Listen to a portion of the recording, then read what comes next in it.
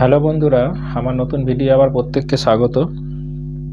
আজকে আপনাদের যে ভিডিওটা নিয়ে আলোচনা করব বা যে বিষয়টা নিয়ে টপিকটা নিয়ে বলবো সেটা হচ্ছে 2014 ওএমআর প্রাথমিক ওএমআর মামলা,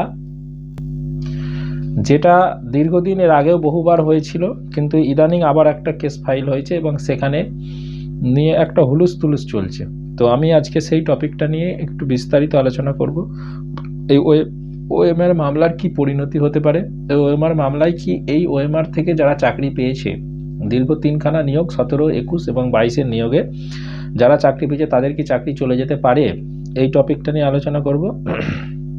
2 নম্বর যেটা বলবো যে এই ওএমআর মামলার বিস্তারিত আলোচনা, যদি মামলা ফলে ক্যান্সেল হয় কেন ক্যান্সেল হবে, আর যদি না হয় তাহলে না হওয়ার পিছনে কি কি যুক্তি আছে, কি কি কারণ আছে এবং কি তথ্য প্রমাণ আছে, এই বিষয় নিয়ে বিস্তারিত আজকের ভিডিও আলোচনা করব। ভিডিও শুরু করার আগে প্রত্যেককে একটা রিকোয়েস্ট, প্রতিদিনের মতোই চ্যানেলটা আমার সাবস্ক্রাইব করে রাখবেন, বেল আইকনটা অন করে রাখবেন, ভালো লেগে থাকলে অবশ্যই লাইক করবেন এবং কমেন্টে আপনাদের মতামত বা আপনাদের কিছু জিজ্ঞাসা থাকলে সেটা করবেন। ওকে, তো ভিডিওটা শুরু করা যাক। প্রথম কথা বলছি, ওএমআর মামলায়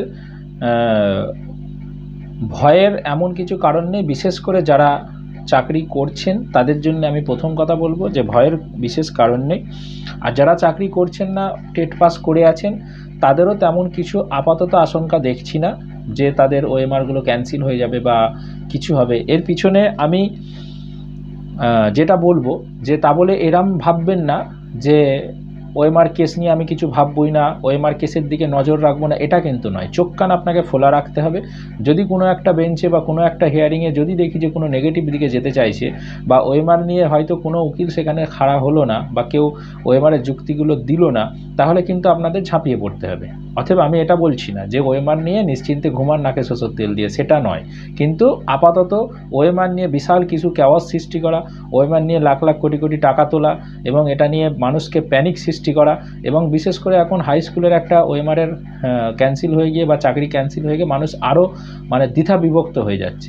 আমি তাদেরকে বিভিন্ন যুক্তি দিয়ে কথাগুলো বলছি। আপনারা সেই যুক্তির পরিপ্রেক্ষিতে যদি কোনো কথা থাকে অবশ্যই কমেন্ট বক্সে আমাকে কমেন্ট করুন। আমার উদ্দেশ্য অন্য কিছু নয়, আমিও সেই ওএমআরেরই ক্যান্ডিডেট। অতএব আমি এরকম ভাববেন না যে আমি আপনাদের আশ্বস্ত করছি বা আমি এটা থেকে দূরে সরিয়ে দিতে চাইছি বা এটার প্রতি আমার কোনো ইন্টারেস্ট নেই, এরম ব্যাপার কিন্তু নয়। আমার মূল উদ্দেশ্য সঠিক তথ্যটা জানুন এবং সঠিক, যদি প্রয়োজন হয় অবশ্যই যেতে হবে, সকলকে যেতে হবে, কিন্তু প্রয়োজন ছাড়া আপনার মেহনতের টাকা বা আপনার মেহনতের সময় বা আপনার কিমতি সময় সেটাকে ব্যয় করবেন না, বা বিশেষ করে মেহনত করা টাকা